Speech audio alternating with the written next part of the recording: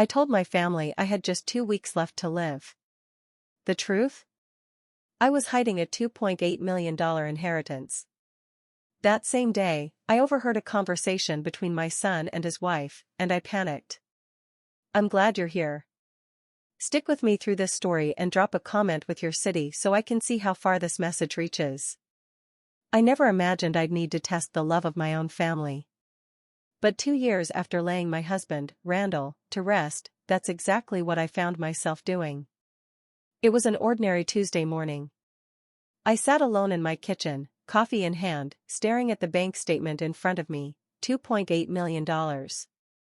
Money Nolan, my son, and his wife, Harlow, had no idea existed. I made a choice that would shift everything. I have 2 weeks left. I whispered the words aloud, rehearsing them in the silence of my home. They felt strange, foreign, almost like betrayal. Randall's old armchair seemed to frown at me from across the room. But I pushed the guilt down. Something wasn't right in my family. And I needed to know just how deep that rot went, before it was too late. The warning signs had been creeping in for months. Nolan's visits had increased after the 1-year mark of Randall's passing. But they felt off. Like performances. He'd walk the house with Harlow, their eyes scanning the walls, the furniture, the artwork, like they were cataloging items for auction. They spoke in hushed tones when they thought I wasn't around. I caught snippets. When the time comes. What are we going to do with all this stuff? At first, I thought it was my grief talking. Loss makes you wary, even paranoid. But then came the questions, not about my well-being, but my finances. Harlow, with her immaculate hair and that too-practiced smile, would squeeze my hand and ask if I needed help sorting out my affairs. Nolan would mention how overwhelming it must be to handle everything on my own. Not once did they ask how I was really doing. Not once did they ask if I missed Randall. They asked about bank accounts. About life insurance. That's all they wanted to know. But the moment that broke everything happened 3 weeks ago. I was upstairs, the old wooden floors muffling my footsteps. I heard them in the living room, their voices carrying through the walls like wine through cracked glass. She's got more money than she lets on, Harlow said. Look at this place. The antiques alone could be worth a fortune. Dad always said he was good with money, Nolan replied. There's probably way more than we think. She's already 68. She's not going to live forever. Her voice was so casual, so cold. Like my death was just a detail. That's when the truth hit me. They weren't worried. They weren't grieving. They were waiting. That night, I sat in Randall's study.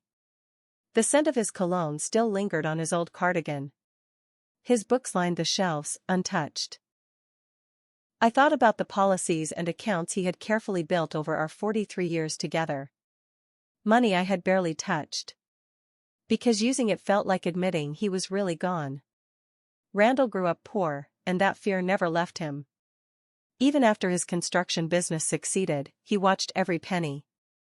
He had files, plans, spreadsheets. When he passed, I discovered accounts I didn't even know existed, stocks, bonds, certificates of deposit, all in my name. But I told no one. Not even Nolan. They knew about the life insurance. They knew about the house. But the rest? The millions Randall had built quietly over decades? That was mine to guard. And thank God I did. The idea started forming after that night. I researched online, reading about cancer diagnoses and late-stage symptoms. I practiced how I'd say it. What I'd wear on my face when I said it. Lying about something so serious felt vile. But hearing them casually plan for my death felt worse. I called Dr. Morrison. My doctor for over 15 years. I asked to speak in private. When I told him what I intended to do, he went silent. Sherry, he finally said. I can't take part in this. They won't call you, I promised. I'll tell them I'm seeing a specialist. You just, don't contradict me, in case they try to dig. He was quiet again. Why are you doing this? So I told him. About the voices behind my walls. About the way they looked at my belongings like they already had the right to them. He didn't judge. He just listened. And when I was done, he sighed. 2 weeks? Just 2 weeks. Be careful, Sherry. These kinds of lies, they have a way of becoming real. That afternoon, I called Nolan. My fingers trembled as I tapped in his number. I had to clear my throat twice just to get the words out. Sweetheart, I need you and Harlow to come over tonight. There's something I need to tell you both. There was a pause. Then his voice, clipped, slightly annoyed, like I was interrupting his day. What's going on, Mom? Just come by. Please. It's important. Another pause. Then muffled voices in the background. We'll be there around 7. I spent the rest of the afternoon getting everything just right. I placed a box of tissues prominently on the coffee table, not too obvious, but noticeable. I dug up an old cancer brochure that Dr. Morrison had given me years ago, back when I had a harmless cyst. I tousled my hair slightly, dabbed under my eyes to give them a sunken look. By the time they rang the doorbell at exactly 7 p.m., I had staged the scene. The impatience was written all over their faces. Harlow kept glancing at her phone while slipping off her coat. Nolan gave me a distracted peck on the cheek and immediately dropped into the armchair that used to belong to Randall. So? What's going on, Mom? He asked, flicking a glance at his watch. I drew in a shaky breath, partly performance, partly real emotion creeping in. I got some test results today. The shift was instant. Harlow put her phone away. Nolan leaned forward, alert now. What kind of results? He asked. I've been feeling more tired than usual, I said, voice soft, eyes lowered. There were a few other symptoms too. I paused, let the tension settle between us. They ran some tests. The silence that followed was almost suffocating. Outside, a car door slammed. Inside, the old furnace rattled to life. Mom, Nolan's voice was gentler now, like the boy he used to be. What did they find? I looked him in the eye, searching for genuine care. What I saw looked more like fear. But fear of what? Losing me, or losing something else? It's cancer, I said, barely more than a whisper. Pancreatic. The doctors say I might have 2 weeks. Maybe less. The words hung in the air like a suspended verdict. Which, in a way, they were. The first words out of Harlow's mouth weren't "I'm so sorry" or "we're here for you." They were. Are they certain? Did they run all the tests? I watched her fingers spin her wedding ring, something I'd seen her do when she was anxious, or calculating. Nolan sat stiff in Randall's old seat, lips parted, eyes already distant, working through something. Yes, I said softly. Dr. Morrison sent me to a specialist. They confirmed it yesterday. Yesterday? Nolan repeated, his voice cracking. Why didn't you call us right away? I clutched the tissue in my hand, gently dabbing my eyes to make them water. I needed a little time to take it in, I said. To find the right way to tell you. Harlow stood abruptly and began pacing behind the couch, her designer heels clicking against the hardwood like a countdown clock. Click. Click. Click. What about treatment? She asked sharply. Surely there are options. Specialists, trials, something. It's too far along, I replied, eyes following her movements. They said there's nothing curative. Just comfort measures now. But what about a second opinion? Nolan cut in, suddenly animated. Dad always said never settle for the first diagnosis. Remember when he thought he had heart issues, and it turned out to be indigestion? He smiled like he expected that memory to comfort me. But the way he invoked Randall felt rehearsed. Scripted. I looked at him again, not for the son I loved, but for signs of grief. Instead, I saw cold calculation. I understand, I said gently. But multiple doctors agree. The diagnosis is final. Harlow finally sat, just barely, perching on the edge of the couch.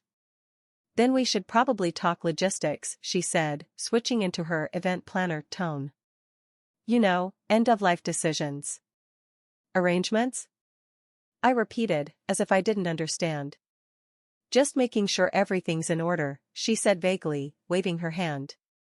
Legal matters, finances, while you're still feeling well enough to think clearly. Less than 10 minutes in, and they were already angling toward the money. I forced a slight tremble into my voice. I haven't thought about any of that, I lied. It's a lot to take in. Of course it is, Harlow cooed, oozing fake concern. That's why we're here, to help. We can take care of everything for you.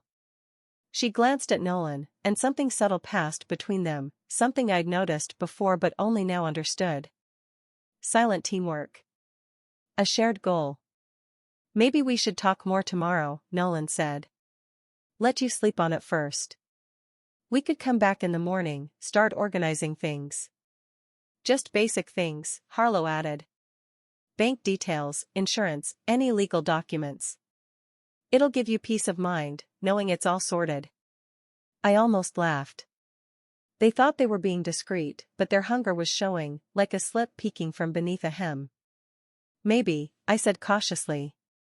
I don't know if I'm ready for that. Harlow's polite smile tightened ever so slightly. Well, you don't want to wait too long, she said. These things can escalate quickly. If you become incapacitated, it'll be harder to manage everything. That word. Incapacitated. It sat in the air like a trap. Nolan patted my hand. His touch was clinical, detached. She's right, Mom. It's just about being responsible. Dad would have wanted you to be prepared. There it was again, Randall's name, used like leverage. It ignited something in me. A quiet, smoldering anger. Your father and I handled most of that already, I replied. Everything is accounted for. But we don't know where anything is, Harlow said quickly. If something happened unexpectedly, we'd be totally in the dark. Accounts, policies, investments. I froze. Investments. I had never said anything about investments beyond a basic savings account. What investments? I asked, carefully neutral. Nolan and Harlow shared another look, this one sharper, more panicked. Well, we just assumed, Harlow said hastily. Your dad was so careful with money. It would make sense if there were investments. But the lie was plain in her eyes. They knew something. The question was, how much? I'm going to get a glass of water, I said, standing slowly. In the kitchen, I gripped the edge of the counter. My heart pounded. The truth had just stared me in the face. They weren't here for me. They were here for what I might leave behind. When I returned, they were speaking in hushed voices. They stopped the second I stepped into the room. You okay? Nolan asked, rising. You look pale. Just tired, I said. It's been a long day. Of course it has, Harlow said softly. You should get some rest. We'll talk more tomorrow. They grabbed their coats with polished efficiency, like they'd done this kind of goodbye before. Harlow gave me a kiss on the cheek. Her perfume clung to my skin like syrup. Get some sleep, okay, she said, smiling sweetly. Don't worry about a thing. We'll take care of it all. After they left, I sat in the living room, listening to the sound of their car fading down the driveway. The silence that followed wasn't peaceful, it buzzed with the tension of shared dishonesty. I wasn't the only one pretending. I climbed the stairs slowly, passing the familiar photographs along the hallway wall. Nolan as an infant. A little boy grinning with missing teeth. Graduation in cap and gown. His wedding day, beaming beside Harlow. But tonight, those smiles looked different. Manufactured. Opportunistic. Had I really raised a child who could quietly weigh my death against his potential financial gain? Before turning in, I did something I hadn't done in ages. I opened Randall's laptop, the one I'd kept charged, even though I rarely touched it. His password was still our wedding date, and his email account opened without issue. I began scrolling through old messages, hunting for clues. It didn't take long. In a folder labeled Important Correspondence, I found an email thread between Randall and our financial advisor, dated 6 months before his death. They were discussing the best way to transfer certain assets for the benefit of the surviving spouse. And at the bottom of one message, in Randall's familiar tone, he wrote, "Please forward a copy of this to Nolan. I want him to understand exactly what Sherry will be inheriting." My hand started to shake as I read through the documents attached. Every account, every fund, every last cent of the $2.8 million estate was broken down in detail. And Nolan had known all along. The betrayal sliced through me, sharper than any diagnosis ever could. He'd had this knowledge for 2 years, and said nothing. Watched me mourn alone. Let me fumble through difficult choices in the dark, pretending ignorance all the while. But what hurt more than the silence was what it said about him. He'd known. And instead of offering help or reassurance, he simply waited. Circling, like a predator watching its prey weaken. I shut the laptop and sat in the darkness of my bedroom, Randall's side of the bed still untouched after all these months. For the first time since this twisted charade began, I questioned whether I'd gone too far. Whether this was a truth I was ready to face. But then I thought of Harlow's precise, polished tone. Nolan's hollow comfort. Their carefully timed concern. If they could scheme like this while I was pretending to die, what would they be capable of when it was real? This wasn't over. The real test was just beginning, and I already didn't like what I was learning about the people I'd once trusted most. They returned early the next morning. Reinforcements in tow. I stayed in my robe, deliberately looking fragile and caught off guard, when the doorbell rang at 8:30. Through the peephole, I saw Nolan and Harlow flanking a man in an expensive suit, leather briefcase in hand. My stomach turned. "Mom, this is Richard Brennan," Nolan said, as they filed inside without waiting for an invitation. "He's a family friend of Harlow's. He's, an estate attorney." Richard Brennan looked exactly like you'd expect a high-priced lawyer to look, silver hair, tailored suit, and a gleaming smile probably maintained by monthly cosmetic appointments. He reached out his hand with just the right touch of solemnity.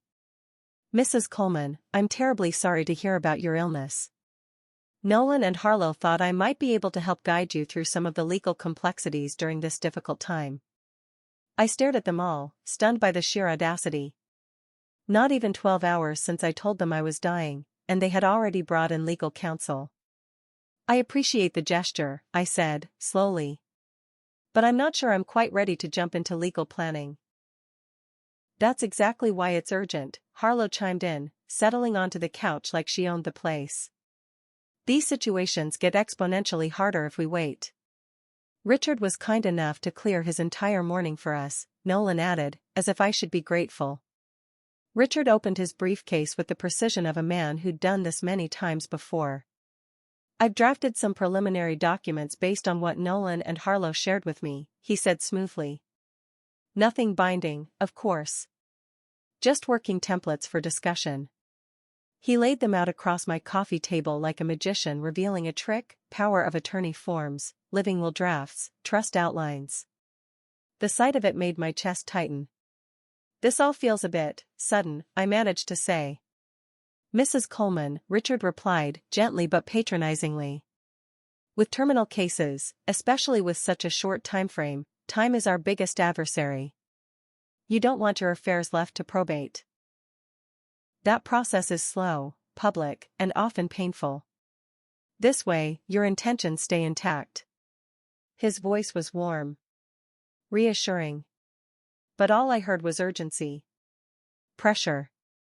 Control. And beneath it all, one terrifying question. Whose intentions were they really trying to protect? Nolan leaned forward in Randall's old chair, trying to look authoritative. Richard began laying things out. If we don't get these documents finalized, the state could lock up your assets for months. Sometimes even years. They could freeze your accounts, Harlow chimed in. Think about how that would impact the people who rely on you. The people who rely on you. The phrase was calculated, carefully framed to make them sound like dependents. Like I owed them something. I wasn't aware anyone was financially dependent on me, I said, watching the way Nolan and Harlow exchanged another of their silent glances. Lately, they'd been having entire conversations right in front of me, without saying a word. Well, we've been talking, Harlow said, her voice soft but measured. With everything going on, it might make sense for us to move in, temporarily, to help care for you during your final weeks. Just for a short time, Nolan added quickly. So you're not alone. And to help manage things as things progress.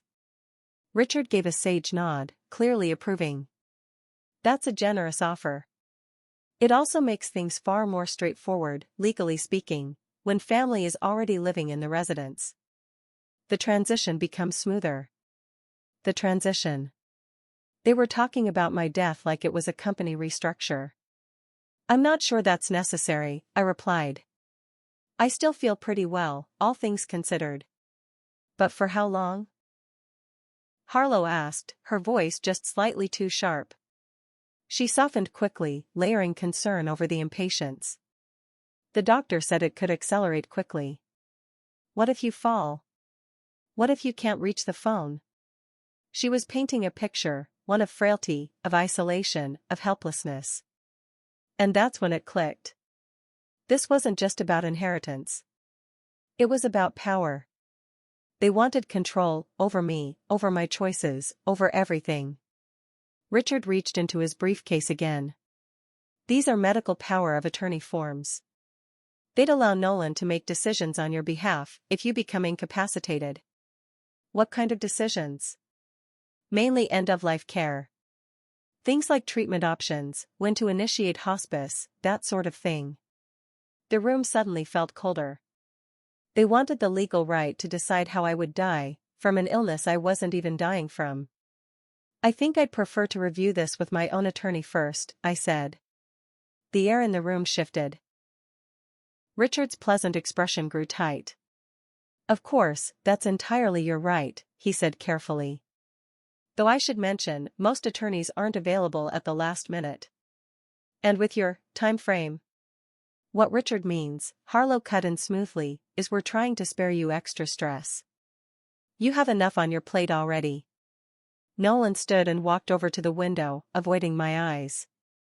Mom, can I ask, are you confident in your current lawyer? When's the last time you met with him? Mr. Patterson has handled our family's legal affairs for over 20 years, I replied. But is he current with estate law? Richard asked. There have been a lot of changes in the last few years. It would be a shame if outdated advice caused your heirs to lose thousands in taxes. They were escalating now. Urgency, confusion, doubt. Undermining my judgment. Undermining Patterson. This wasn't spontaneous, this was planned. Coordinated. I think I need some time to think, I said, rising to indicate the meeting was over. Richard began collecting his paperwork, clearly displeased. I understand your hesitation, Mrs. Coleman. Just don't wait too long. In my experience, delaying these conversations often leads to regret. As they made their way to the door, Harlow lingered near the mantel. Her gaze scanned the room, the family photos, the heirlooms, the small valuables. Oh, I meant to ask, she said casually, do you have an updated inventory of your personal items? For insurance purposes. Insurance? Well, if anything happened to the house, or if some things needed to be relocated, she said, letting the sentence trail off. But the meaning was clear. She was sizing up my belongings. After they left, I remained on the sofa, surrounded by the legal papers they had conveniently forgotten. Each document was a blueprint for how they intended to manage my death, and none of it had anything to do with my well-being. I picked up the phone and dialed Mr. Patterson. Sherry, he answered, voice warm and familiar. How are you holding up? I need to see you today, I said. It's urgent. Of course. What's going on? I hesitated, then gave him the closest version of the truth I could manage. My family is pressuring me to sign some legal documents. I need to understand what they actually mean. What kind of documents? Powers of attorney. Advance medical directives. Changes to my will. There was a pause. Sherry, has something happened? Are you sick? It's complicated. Can I come in this afternoon? I'll make room. 2:00. After hanging up, I sat down and studied the paperwork more closely. Buried within the legal jargon were clauses that would give Nolan and Harlow sweeping authority over my finances and healthcare. The general power of attorney was the most alarming.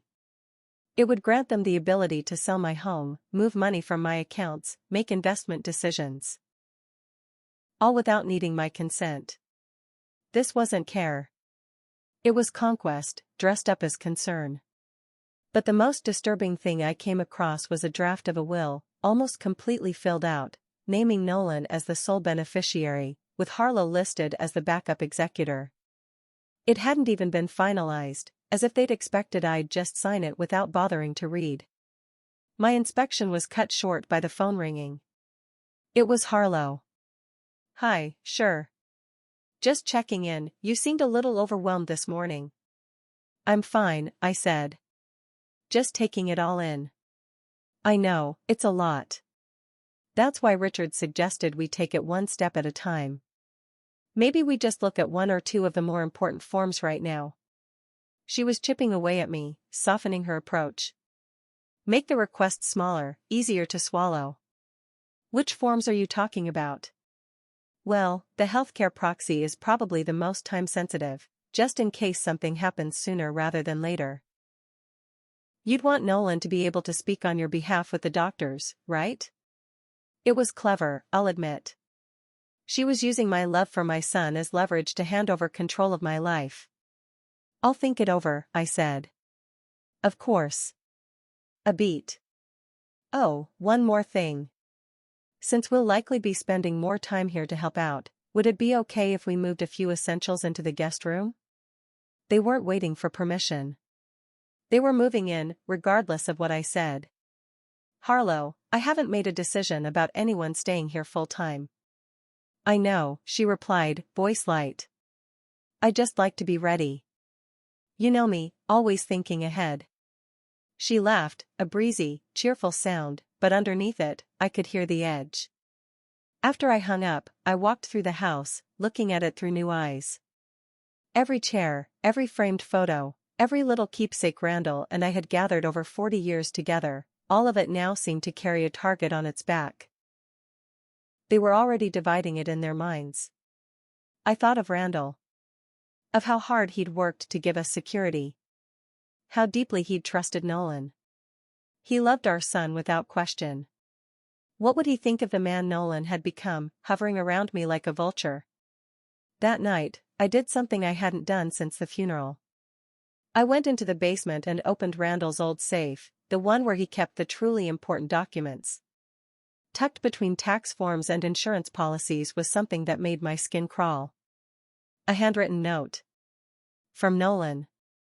Dated just 3 months after his father's death.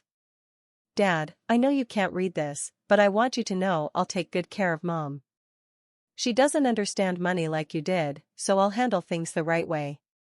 I promise she'll never need to worry about anything. It was all there, the condescending tone, the presumption that I couldn't manage my own life, the vow to take care of me by taking over everything. This hadn't started with the diagnosis. It had been set in motion the moment Randall was gone. I sat in the basement with that note in one hand and Randall's will in the other, and realized my little test had exposed more than I ever expected. The question wasn't whether they loved me.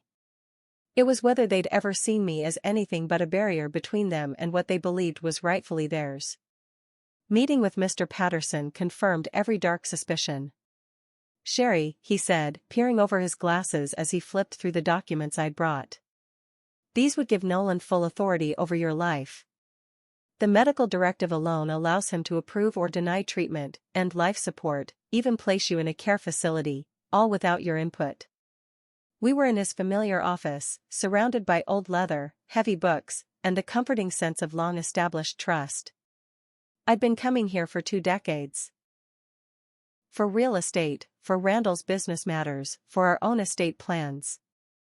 Mr. Patterson had always spoken to me as an equal, never with the thinly veiled condescension Richard Brennan used so freely.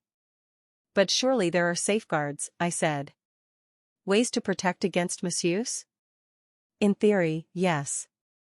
But once signed, it's hard to undo them, especially if someone can argue you're no longer mentally competent.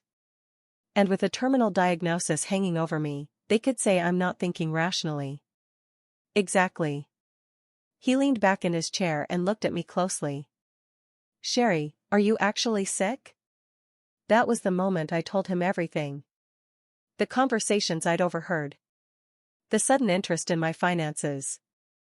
The test I'd set up.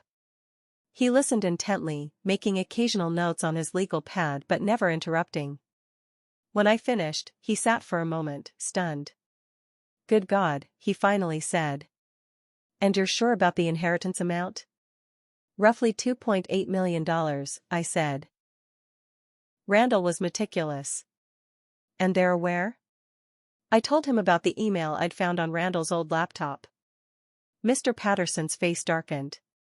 So they've known for 2 years and said nothing. They've been planning this. He was quiet for a long time, staring through the window at the parking lot. Then he turned to me, voice grave.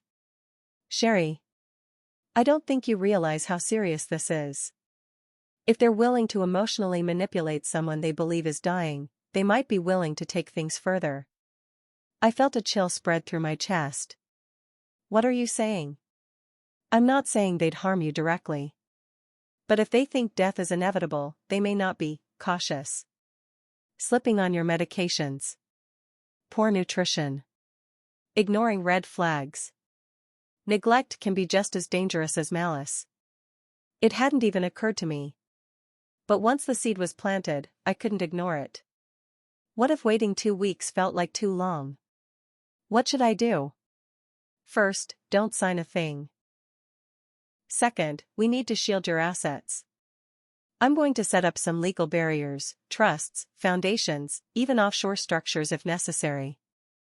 That way, even if they get power of attorney, they won't be able to touch your money. We spent over an hour going through options, irrevocable trusts, protective financial structures, strategic transfers. Mr. Patterson was sharp, methodical, but I saw the concern behind his calm. As we were wrapping up, he closed the folder and looked at me seriously. There's one last thing you should consider. What? Hire a private investigator. A PI? To find out exactly what they've been up to. How far back this goes. If there are others involved. Knowledge is power, Sherry. The more you know, the better equipped you are to defend yourself. I walked out of Mr. Patterson's office with a folder full of legal paperwork and a business card for a private investigator named Marcus Webb. The whole afternoon felt unreal. Just an hour earlier, I'd been a mourning widow playing a dangerous bluff. Now, I was a woman under quiet siege, preparing a counterattack against her own son. When I pulled into the driveway, Nolan's car was already parked out front. Inside, I found him and Harlow in my kitchen, unloading bags of groceries like they owned the place. They'd let themselves in with the spare key I gave them years ago, back when visits were about love, not leverage. There you are, Harlow chirped. We were getting worried when you didn't pick up. I'd turned my phone off for the meeting with Mr. Patterson. I was running errands, I said simply. We thought you might not feel up to shopping, Nolan added, avoiding my eyes as he placed items into the fridge. I stood there watching them move about with the confidence of people who believed they belonged.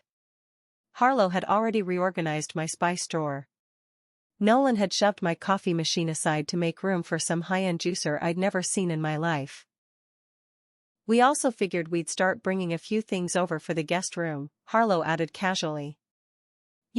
Just in case we need to stay overnight at short notice. I told you, I haven't made a decision about that arrangement, I said firmly. Nolan finally looked up. His voice was calm, but firm. Mom, we're not here asking. We're telling you what needs to happen. You're sick. And we're going to take care of you, whether you like it or not. The shift in tone rattled me. This wasn't the son I remembered, the boy who used to ask to stay out late or borrow the car. This was a man who had already decided he had the final say in my life. I'm fully capable of managing on my own, I said. Are you? Harlow asked, her voice sweet, but her words sharp. Because you've been forgetting little things lately. Like leaving the front door unlocked. Or putting the milk in the pantry instead of the fridge. Neither of those things ever happened. But they were smart lies, impossible to prove wrong. No one keeps track of every door they lock or where every item goes. They weren't helping me, they were documenting me. One subtle distortion at a time. I don't recall doing either of those things, I replied. Harlow gave Nolan a look. The kind that says told you so. That's exactly our concern, she said gently. Memory issues are very common with your condition. That's why it's crucial to have support. They were trying to make me question my own mind. A slow erosion of reality, a textbook manipulation. And the worst part? For a second, I almost believed them. Nolan chimed in, speaking of help, we were thinking it might be time to bring in someone, maybe a nurse or home health aide. I don't need a nurse. Not yet, Harlow agreed. But it would be wise to have someone lined up. Someone we trust, who understands what you're dealing with. That's when it hit me, they weren't just planning to help.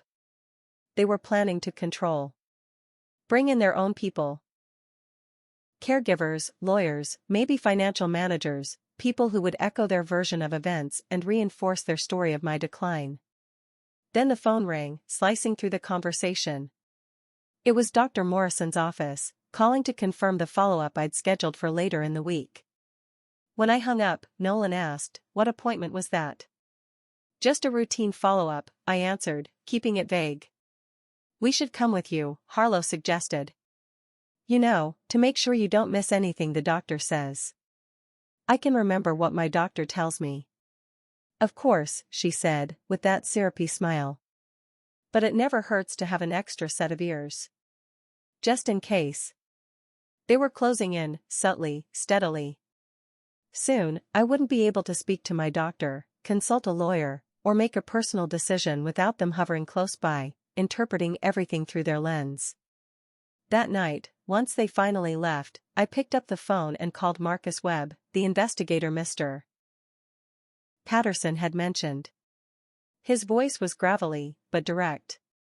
The kind of tone that made you feel like you were finally talking to someone who'd tell it straight. Mrs. Coleman, your attorney gave me a rough outline, but I'd rather hear it from you. I told him everything, the phony diagnosis, the manipulations, the creeping sense that Nolan and Harlow weren't just waiting me out. They were actively setting a stage. How long do you plan to keep up the ruse? He asked. I gave them 2 weeks. We're on day 3 now. Not a ton of time, he said, but maybe enough. I'll need access to their communications, emails, calls, texts. How would you get those? There are legal routes, he said. But I'll need your cooperation. Can you get me into the house while they're gone? Maybe let me install some discreet recording equipment? The thought of bugging my own home made me hesitate. But then I remembered Harlow casually rearranging my cupboards. Nolan ordering me around like a child. And that folder of legal documents that would have handed over my life like it was property. Yes, I said. I can do that. Good. I'll come by tomorrow morning. After they leave. And Mrs. Coleman, Marcus added before ending the call, be extra cautious about what you eat or drink when they're nearby. If they're as desperate as you think, they might not wait for nature to take its course. Once I hung up, I started walking through the house, checking every room for signs they'd overstepped. In the guest room, it was clear this wasn't just a temporary arrangement. Harlow's luxury skincare products cluttered the bathroom counter. Nolan's shirts and slacks were neatly hung in the closet. They weren't setting up to assist me. They were settling in for good. In my bedroom, something was off. My jewelry box had been moved, just slightly, but enough for me to notice. Inside, everything seemed intact. My wedding rings, the diamond earrings Randall gave me for our anniversary, the pearl necklace that belonged to my mother. But the fact that they'd been examined, mentally inventoried, left a knot in my stomach.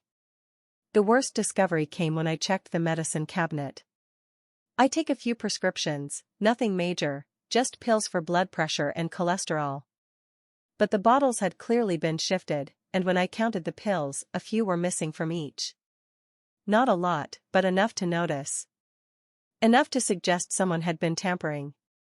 Testing dosages. Calculating risks. Maybe seeing what might harm an older woman with a supposedly failing immune system. I gathered every bottle and locked them away in Randall's old safe down in the basement. If they were hoping to poison me, they'd have to find another way. That night, as I prepared for bed, it hit me, this ruse, the fake diagnosis, had uncovered something far more sinister than just manipulation or greed. I wasn't simply being exploited. I was being hunted. And not metaphorically. The next morning, Marcus Webb arrived promptly at 9 o'clock, just 30 minutes after Nolan and Harlow left for what they said was a meeting with financial advisors about my situation. The irony didn't escape me. They were mapping out my financial future behind my back while pretending to care for me face to face. Marcus looked exactly as I'd pictured him from his voice, mid-50s, salt and pepper beard, a face lined by years of dealing with other people's darkness. He carried a small black case that resembled a medical bag. "Mrs. Coleman," he said, shaking my hand firmly. "Thanks for trusting me. I know this isn't easy. Please, call me Sherry. And no, it's not easy. But it's necessary." He nodded and got to work without wasting time. "I've already started looking into your son and daughter-in-law. Early findings show some unusual financial activity. But first, let's make sure you're protected." Over the next hour, Marcus set up small listening devices in key parts of the house. One behind a photo frame in the living room. Another tucked discreetly under the kitchen counter near their usual seats. A third inside the guest room they had unofficially claimed. "These are voice-activated," he explained. "They'll only record when there's talking nearby. Great range, and the battery lasts about 2 weeks. 2 weeks, I said. That's all the time I told them I needed. He also handed me a small recording device hidden in a pendant. "Wear this anytime they're with you. It'll capture everything, conversations, tone, anything relevant." The whole thing felt surreal. Like I was starring in a spy film. But instead of foreign agents, the threat came from my own blood. As he demonstrated how to use the device, I felt something I hadn't felt in days: control. Once everything was in place, Marcus sat down at the kitchen table with a mug of coffee and pulled out a thick manila folder. "Let me show you what I've found so far." He flipped open the folder. "Your daughter-in-law, Harlow, has quite the financial history. 2 bankruptcies in the last 10 years, both filed right before she married wealthy men." "She was married before Nolan?" He nodded. "To a man named David Kellerman. They were together just 2 years before he died in a car crash. She inherited everything, about $400,000. My stomach churned. She spent all of it in under 18 months. Filed for bankruptcy again 6 months before she met your son." "Are you saying she targets men like that?" "I'm saying there's a pattern," he replied. "Older men. Emotionally or socially isolated. Financially comfortable. She marries them, gains access to their accounts, and then something happens." "What kind of something?" "Kellerman's crash was ruled accidental. But the facts don't add up. No weather issues. No vehicle malfunction. He was familiar with the road. And yet, he drove off a cliff on a route he'd taken dozens of times. The coffee in my mouth suddenly tasted like ash. And the insurance company paid in full? I asked. With a double indemnity clause for accidental death. I set my mug down, my hands suddenly unsteady. Are you saying she killed him? I'm saying no one ever asked the right questions. And now she's married to your son, who stands to inherit a significant amount when his supposedly dying mother passes away. His words hung in the air, dense and suffocating. I thought about the missing pills. About Harlow insisting on cooking my meals. About the slow takeover of my home, my health care, my autonomy. And there's more, Marcus added. Your son isn't just talking to advisors about your will. He's been looking into high-risk investments. Asking questions about how to quickly liquidate assets. What kind of investments? The kind that can lose everything fast if you don't know what you're doing. Or the kind that help you hide funds from authorities if you do. He showed me pages of bank records. Nolan had taken out multiple loans in the last year, substantial amounts, using his expected inheritance as collateral.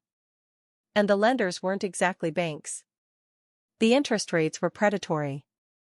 He's betting on your death, Marcus said bluntly. And if you don't die on schedule, he's going to owe a lot of money to some very dangerous people. The full picture was coming into focus, and it was even darker than I'd feared. This wasn't just about impatience or entitlement. Nolan was drowning in debt. And Harlow had experience making wealthy husbands disappear. What do you think I should do? I asked. First, we document everything. Every word, every subtle pressure, every threat. And second, Marcus continued, we secure your assets completely. Then third, he paused, studying my expression, we let them hang themselves with their own rope. What do you mean? I asked. We let them believe their scheme is working. You keep up the act of being ill, but meanwhile, we collect proof of their true intentions. Once we have enough, we spring the trap. It was a risk, but I understood the strategy. If I exposed them too soon, they'd deny everything and vanish. But catching them in the act, trying to harm or steal from me, that would be undeniable. How much time do we need? A few more days should do it. But Sherry, you have to understand, if they suspect you're onto them, or if they decide to speed things up, this could get dangerous. I understand, I said. He packed up his gear and papers. I'll monitor the recordings remotely. If I hear anything that points to immediate risk, I'll call the police right away. In the meantime, don't eat or drink anything they prepare, don't take any medicine they give you, and avoid being alone with them whenever possible. After Marcus left, I sat quietly in the living room, thinking about the woman my son married. I'd always sensed Harlow was cold and calculating, but I chalked it up to generational differences. Never had I imagined she might be a predator, someone who specialized in making husbands disappear for money. And Nolan, my sweet boy who used to crawl into my lap during storms, who cried when he accidentally crushed a butterfly, he'd grown into a man willing to gamble on my death to pay off his debts. The phone rang, pulling me from my dark thoughts. It was Harlow. Hi, Sherry. How are you feeling today? Tired, I answered, which was partly true. Exhausted. That's expected. Listen, Nolan and I talked, and we think it's time to bring in hospice care, just to evaluate your needs. A cold wave washed over me. Hospice meant morphine, strong drugs that could mask a murder. It meant professionals who expected death and wouldn't question a sudden decline. I'm not ready for that, I said. I know it's scary, Harlow replied, her voice soft but firm, but hospice isn't there to hasten anything. They're here to make you comfortable, to ensure you don't suffer, especially when you pass. Her words trailed off. Knowing my death would be accepted without question chilled me. I'll think about it, I said. Don't wait too long. These things move fast, and we want to be prepared. The device around my neck felt heavy. I hoped it caught the false concern hiding beneath her words, the way she pushed me toward a place where my death would be expected and unchallenged. That afternoon, they came back with more supplies for their extended stay. From my bedroom window, I watched them unload suitcases, boxes of food, and what looked like medical gear. Harlow carried a weekly pill organizer.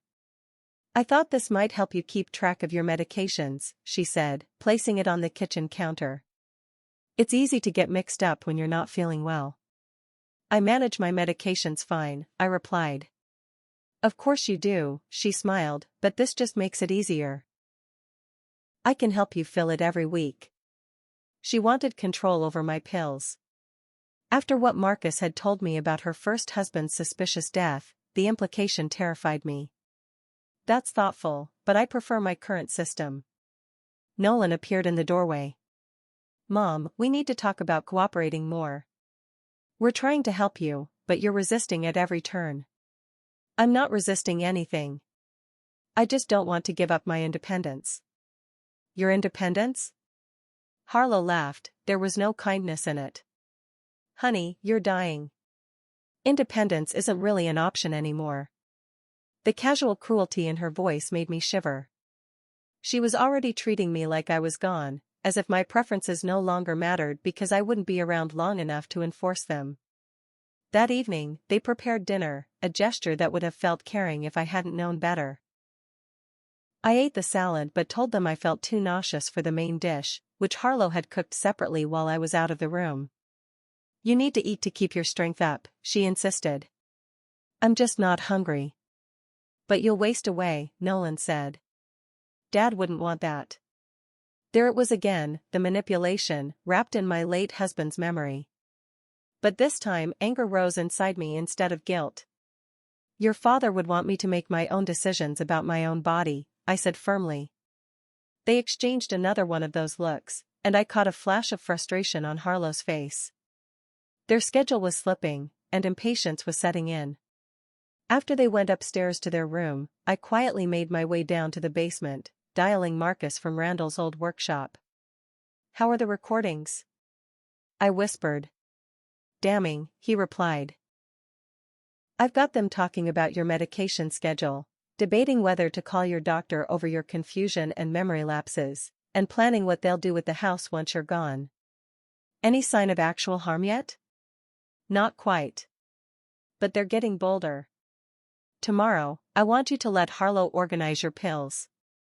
We'll swap them out for placebos beforehand, but if she tries to give you anything harmful, we'll have it on tape." It was a dangerous move, but time was running out. According to my fabricated timeline, I had only a few days left. And judging by the growing desperation I saw in Nolan and Harlow, I didn't think they planned to wait for nature to take its course. After hanging up, I crept back upstairs. Voices drifted softly from the guest room. Their low conversation wouldn't escape the recording device. For the first time since this nightmare began, I felt a flicker of control. They thought they were preying on a helpless old woman. They were wrong. They were about to find out this old woman had teeth.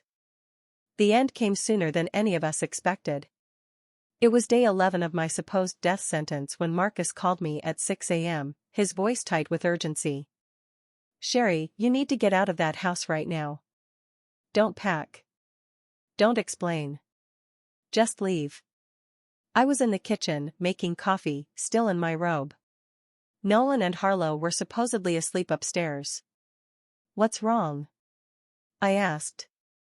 I intercepted a call between Harlow and someone she calls the doctor. "They're planning to give you something today that will trigger a heart attack. She told him you've been declining fast and it has to look natural." My hands shook so hard I nearly dropped the phone. "Today?" "Today. They're done waiting, and Nolan's creditors are getting impatient. There's a window between 7 and 9 this morning when the doctor can come to the house without being seen." I glanced at the clock. 6:15, less than an hour. What should I do? Leave now. Go somewhere public. A diner, a mall, anywhere with witnesses and security cameras. "I'm calling the police, but your safety comes first." I hung up and moved toward the stairs to get dressed, but footsteps echoed from above.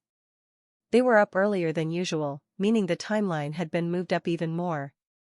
Instead of heading upstairs, I grabbed my purse and car keys from the kitchen counter and made for the back door. I'd drive away in my nightgown if I had to. As my hand reached for the door handle, a voice stopped me. "Going somewhere, Sherry?" I turned slowly. Harlow stood at the bottom of the stairs, fully dressed despite the early hour. Her smile had changed, sharper, predatory. The mask of concern had slipped away completely. "I just wanted some fresh air," I said. "In your nightgown with your car keys." She stepped closer, and I noticed something in her right hand. A syringe? No. I wasn't sure what it was. My heart pounded so fiercely I feared it might burst, without the poison she must have ready. "Harlow, what are you doing?" "What I should have done days ago," she said, advancing and blocking my way to the door. "You're taking too long to die, Sherry. And honestly, we're tired of pretending to care." "Where's Nolan?" "Getting ready to play the grieving son. He's pretty good at it, he's been practicing." Her casual cruelty stunned me. This wasn't desperation or greed anymore. This was someone savoring the power of holding life and death in her hands. "The doctor said this will be quick," she said, raising the syringe. "It'll look like your heart just gave out. Peaceful. Natural for someone in your condition." I backed up against the kitchen counter, mind racing. Marcus had said he'd call the police, but they wouldn't arrive in time. I needed to stall. I had to find a way to survive these next few minutes. "You killed your first husband too, didn't you?" I asked. She laughed, a genuine, amused sound. "David? Oh, that was a messy affair. I was young, naive back then. I've gotten much more efficient since." "Why kill people who trusted you?" "Because they were old and in the way." Her tone was flat, as if she were talking about the weather. "David was kind, but he was never going anywhere." "And you? You're just a lonely old woman sitting on money she'll never spend. At least with Nolan and me, it'll be put to better use." "What kind of use?" "We have big plans. Your little inheritance will bankroll something far bigger." The syringe hovered inches from my arm. I could see the clear liquid inside, imagined it stopping my heart within minutes, until a sound froze us both. Sirens. Harlow's confidence flickered for a heartbeat, then she composed herself. "It won't matter. By the time they get here, you'll be dead, and I'll be the grieving daughter-in-law who tried to save you." She lunged with the syringe, but 43 years of marriage to a construction worker had taught me how to defend myself. I grabbed the coffee pot from the counter and swung it with all my strength. The glass shattered against her wrist, and she screamed, dropping the syringe. Hot coffee splashed over us both, but the pain seemed to fuel her rage rather than stop it. "You old," she snarled, advancing with her uninjured hand. "I'll strangle you myself if I have to." The sirens grew louder. Suddenly, the front door exploded inward. Police officers flooded into the kitchen, weapons drawn, shouting orders. "Drop your hands. Get on the ground." Harlow raised her hands, the fight draining from her as quickly as it had come. Blood dripped from her wounded wrist onto my kitchen floor, mixing with spilled coffee in a pattern almost artistic. "Where's your son?" one officer asked me. "Upstairs," I whispered. "He's upstairs getting ready to play the grieving son." They found Nolan in the guest room, dressed in a black suit, rehearsing his devastated look in the mirror. He didn't resist arrest, repeating over and over, "I don't know what you're talking about," like a broken record. Marcus arrived 20 minutes later, followed by Mr. Patterson and, to my surprise, Dr. Morrison. "Are you hurt?" Dr. Morrison asked, inspecting the coffee burns on my arms. "I'm fine," I said. "Better than fine, actually. For the first time in 11 days, I'm not dying." The irony made me laugh, something close to hysteria. I'd spent nearly 2 weeks pretending to be dying, and I'd almost been murdered for it. Over the next hours, as the police processed the scene and took my statement, the full extent of Nolan and Harlow's plan became clear. They'd enlisted a disgraced doctor, stripped of his license for insurance fraud, to stage my natural death. The syringe contained a cocktail designed to cause cardiac arrest with minimal traces during an autopsy. More chilling was the evidence Marcus gathered from the recordings. Harlow and Nolan had been plotting this for months, waiting for the right moment. My fake illness had only sped things up. The borrowed money was the trigger, Marcus explained as we sat in my living room, now marked with police tape and evidence tags. Nolan owed over $300,000 to dangerous people. They'd threatened his family if he didn't pay soon. So he was willing to kill his own mother to save himself. That thought struck me hard. The little boy who once brought me wildflowers, who cried when I had the flu because he feared losing me, that boy had grown into a man willing to poison me to solve his problems. What happens now? I asked. They'll be charged with conspiracy to commit murder, attempted murder, fraud, and more, Marcus said. Harlow will likely be investigated for her first husband's death, too. And the money? Mr. Patterson leaned forward. That's your decision, Sherry. You could still leave it to Nolan if you want. After all, blood is blood. I thought long and hard about forgiveness, family loyalty, the ties that were supposed to hold people together. Then I thought about the syringe, Harlow's cold cruelty, Nolan practicing grief in the mirror. No, I said finally. Blood isn't blood when it's poisoned. 3 months later, I stood in the offices of the Randall Coleman Memorial Foundation, watching volunteers sort donations for local charities. The $2.8 million inheritance had been turned into a force for good, helping people rather than funding the lifestyle of killers. I kept enough to live comfortably, to travel a bit, maybe visit some of the places Randall and I had dreamed of seeing. But the majority was going to causes he would have stood behind. Programs for at-risk youth, scholarships for children from low-income families, support for small businesses like the one he'd built from the ground up. The foundation's director, a sincere young woman named Sarah, showed me a letter from a teen whose college tuition we'd sponsored. She says she wants to study construction management, Sarah told me with a smile. She hopes to build homes for families who can't afford them. That was exactly what Randall would have wanted, our money helping someone build a future, not destroy lives. I still lived in the same house, though the locks were changed and the guest room transformed into a library. Sometimes I missed the illusion of family. Missed the hope that Nolan loved me. But I didn't miss the fear, the endless watchfulness, the dread of when their true nature would finally show. The trial was scheduled for next month. Nolan had taken a plea deal, but Harlow was fighting the charges. Her lawyer painted her as a devoted wife, just trying to help her husband through hard times. I would testify, of course. I would tell the jury about the syringe, her chilling confession about killing her first husband, and the way she smiled while planning to poison me.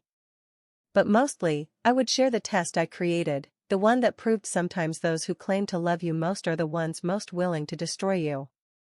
And I would tell them what I learned. Survival often means accepting that family isn't defined by blood. It's about who truly cares if you live or die. On quiet evenings, I'd sit in Randall's chair and reflect on the choice I made, to fake my own death. It cost me the last illusions I had about my son, but it saved my life. More than that, it gave me back my freedom. I'm 70, financially secure, and finally entirely alone. For the first time in 2 years, that felt like a blessing instead of a burden. The test was done. I had my answer, and I was alive to act on it. Now, I'm curious about you listening to my story. What would you do if you were in my shoes? Have you ever faced something similar? Leave a comment below. And before you go, I'm leaving you with 2 other stories, favorites on this channel, that will definitely surprise you. Thank you for watching all the way through.